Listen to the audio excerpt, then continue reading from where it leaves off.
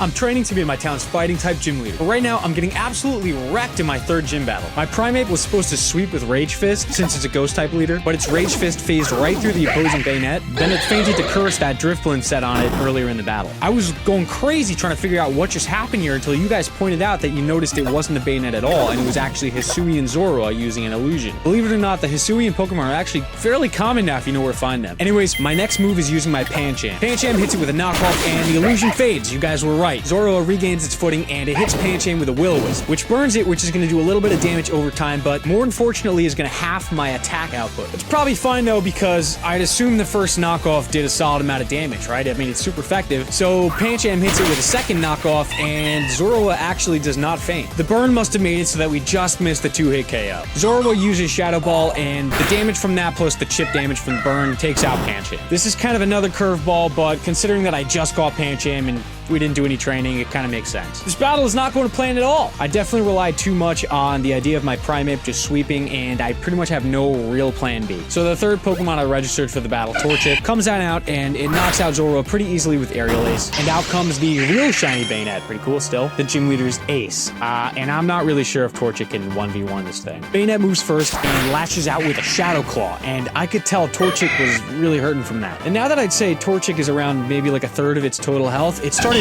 burning really hot, like it was glowing. I'm not really sure what this is. I don't know what kind of abilities the traditional starter Pokemon have. You know, I found my starter Makuhita in the backyard, so I'm still doubtful that Torchic even has the stats to do this though. All I know is that this battle is about to wrap up really intensely and I don't want to be the loser.